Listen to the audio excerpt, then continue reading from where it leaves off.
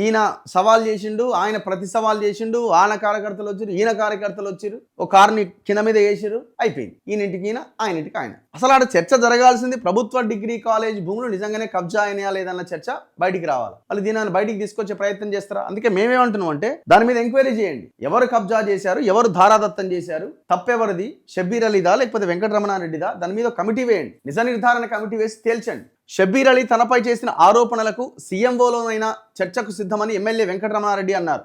శనివారం MLA camp కార్యాలయంలో ఆయన మీడియాతో మాట్లాడారు. కాలేజ్ భూములను తాను కబ్జా చేసినా లేదా ఇతరులకు లాభం చేకూరేలా చేసినా ముఖ్యమంత్రి రేవంత్ రెడ్డి ముందే చర్చకు వస్తానన్నారు. షబ్బీర్ అలీ వద్ద ఉన్న ఆధారాలు తీసుకొని వచ్చి చూపించాలని సవాల్ విసిరారు. ఇప్పుడు షబ్బీర్ అలీ కానీ ఇంకెవరన్నా ఇప్పుడు ఆయన కబ్జా చేసింది అనుకోండి, మీడియాకే చూపించవచ్చుగా ఆధారాలు. ఇగో ఫలానా సర్వే నెంబర్ బాస్, ఫలానా భూమి, ఇగో ఇది మ్యాప్, ఇగో ఇది కబ్జా అయింది. అరే ఎవిడెన్స్ ముందు పెట్టొచ్చు కదా. ఈ తన్నుకోవడం దేనికి? ఈ దూసుకపోవడాలు, వాళ్ళు తగలబెట్టడాలు, ఈ గొడవంతా దేనికి?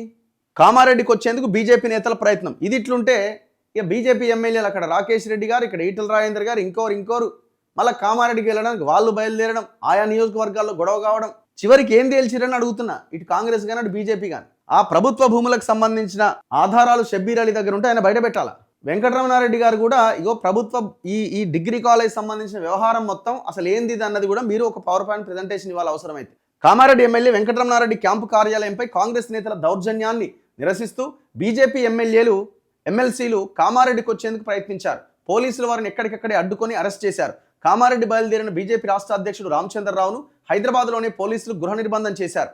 ఆర్మూర్ ఎమ్మెల్యే రాకేష్ రెడ్డి, ఎమ్మెల్సీ అంజిరెడ్డిలు హైదరాబాద్ నుంచి వస్తుంటే మేడ్చల్ వద్ద పోలీసులు అడ్డుకొని అరెస్ట్ చేశారు.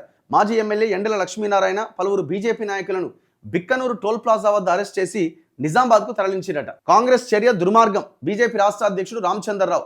ప్రతీకార రాజకీయాలు ప్రోత్సహిస్తున్నారా బండి సంజయ్, ఇట్లా మిగతా బీజేపీ నాయకులు కూడా మాట్లాడే ప్రయత్నం చేస్తున్నారు.